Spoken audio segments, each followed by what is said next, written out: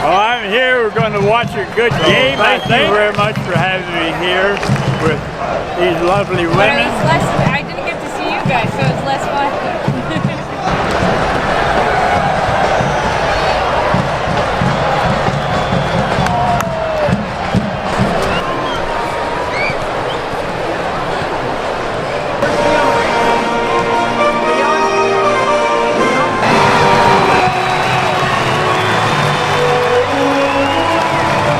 And service.